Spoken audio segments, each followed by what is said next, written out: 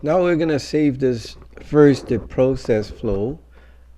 We're gonna save it under the SAS code, and we're gonna call it project 1, and we're gonna give it a version. Let's say it is 2019 September 17, which is today. So that way,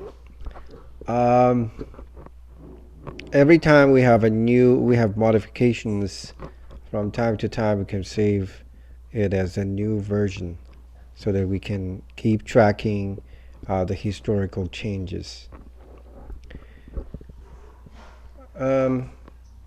So now between the raw data and the final data set, something must happen, and most probably these things are called the programs, right? So let's start a program here. So let's think about the things that we should do. The first is that we should read these source files, right? So let's open this, and we're going to say that for this one, we want to define the location of the files, of the raw files. Right? We want to define the locations. Because in SAS, it is not like in Windows, you cannot just open a data set. You have to tell the program how to find the data set. And the statement to tell SAS about the location where the raw data is called the lib name. Stands for to giving the name of the library, right? So in SAS, every time you want to tell a location, you're going to define that as a library. So let's say that we're going to define the library, and let's call it S, standing for source data set, right? So remember that we've said that all our data are actually in this folder on our computer. Like in my case, I put it here. It is on my F disk. So I'm going to put I'm going to put the folders here, and I'm going to run it. Now there are two ways to run the SAS code. The first is that you put the mouse cursor everywhere and hit this little man. So it's going to run and run all the codes. So you might notice that once the code is run, then the program, the SAS Studio, will automatically switch to the log, which is the log, which is going to show you what happened after the code is submitted and run. So here we can see that there is a problem, because it sounds that the library S does not exist. It sounds like it cannot recognize this, right? So this is because in SAS we cannot define the folders, the locations like this. This is the language for Windows. So instead, we should use the SAS language in this Stadio.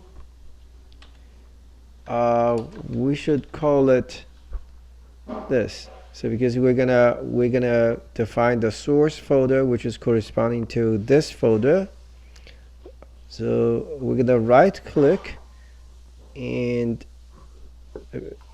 click the property. So in the property, you can see that there is a location. So this is the way, the location that SAS can understand. So we're going to put it here. And we're going to have a semicolon to close that. So there are a bunch of things. The first is that it doesn't matter the name of the library is in uppercase or lowercase, doesn't matter. The second is that for the location you can use double quotes or you can use apostrophes. So let's run this, and this time, so instead of running all of the lines, I'm gonna select this line and hit this little man, and that by doing that it is only going to run this line alone. So again, you will see that it automatically switched to the log window, and here it says the library S was successfully assigned. So now we have an S library. So now if you click on this library button here, my libraries, you will see that there is a S library there. Right. So actually this in this S library there are two files that I've already put in, which is the raw hospital and raw farm data. This is corresponding to the files you can find here. There is a raw hospital and raw farm data. So that is the way of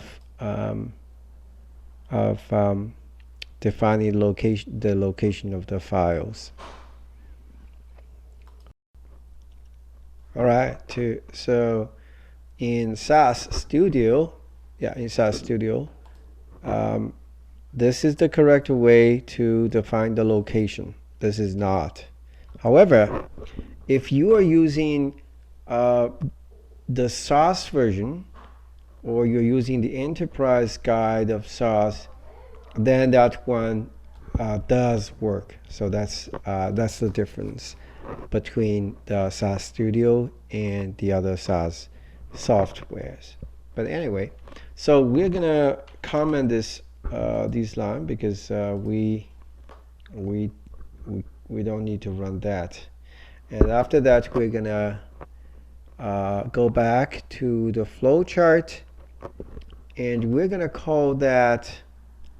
We're gonna click and call that settings, because this file is going to serve for many different settings that will be required for this project, of which one is to set the locations.